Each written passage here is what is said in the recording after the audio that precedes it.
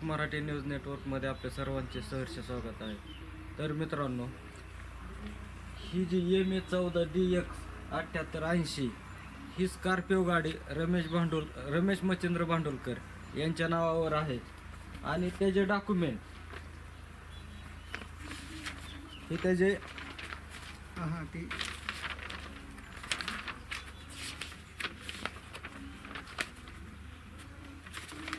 हे त्या गाडीचं RC बुक झेरॉक्स आहे आणि ओरिजिनल बी पाहू शकता तुम्ही. रमेश भांडुलकर.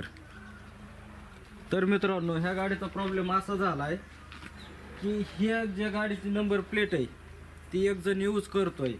ते यूज करून त्यांनी आता 2 दिवसापूर्वी यवत पोलीस स्टेशनला रितसर कंप्लेंट दिलेली, पण कंप्लेंट देऊ नये. ती गाडीचं समजा भविष्यात काय जर त्या गाडीने गैरप्रकार केला किंवा कोणता अपराध केला तर नंबर प्लेट ती गाडी ह्याचा वापरते, त्याच्यामुळं पूर्णपणे ह्या नंबरमुळं ह्याला जबाबदार धरलं जाईल.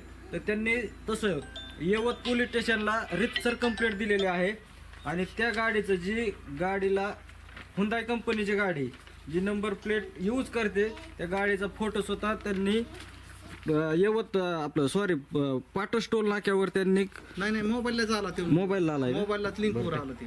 तर त्याची जी डिटेल आहे ते स्वतः रमेश भांडुलकर आपल्याला सांगतील. मी रमेश मच्छिंद्र भांडुलकर, राहणार आखोनी, तालुका कर्जत, जिल्हा अहमदनगर.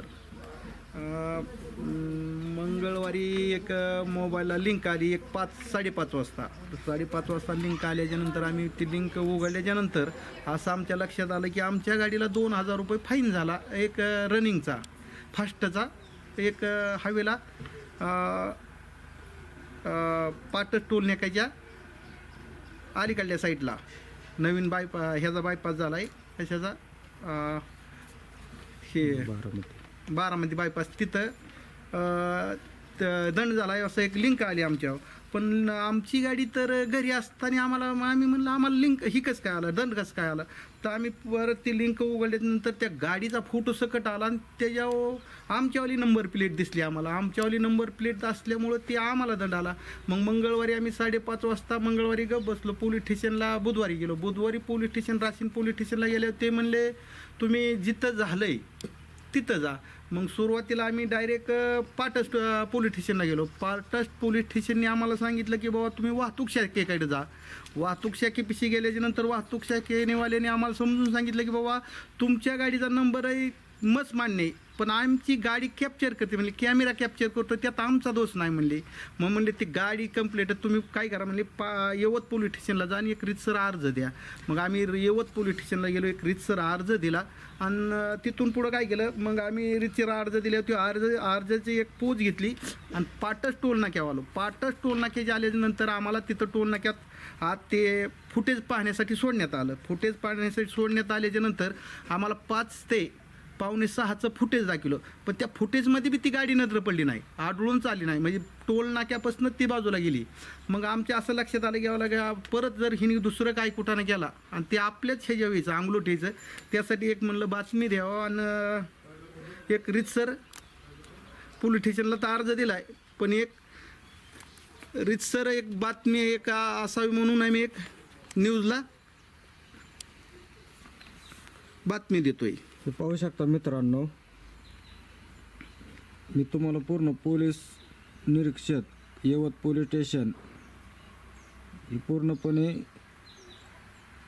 पाहू शकता. गाडीचा फोटो, जी गाडी जी आहे त्याचा बी हा फोटो आणि त्यांच्या गाडीचाही फोटो, आमचीवाली गाडी. अशा प्रकारे मित्रांनो, त्याच्यामुळं जर भविष्यात काय झालं ह्या नंबर म्हणजे जे दुसरी गाडी वापरतात ह्या गाडीचा नंबरही पाहू शकता, स्कॉर्पिओ गाडी आहे त्यांची.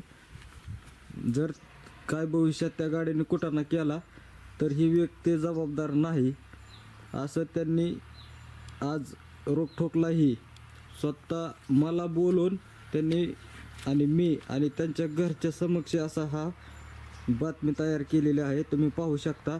त्याच्यामुळं इथून पुढं जर त्या गाडीने काय कुठाना केला तर सर्वस्वी तो जो व्यक्ती गाडी वापरतोय तो जबाबदार राहील हा व्यक्ती जबाबदार राहणार नाही याची पोलीस प्रशासन आणि RTO यांनी ही नोंद घ्यावी.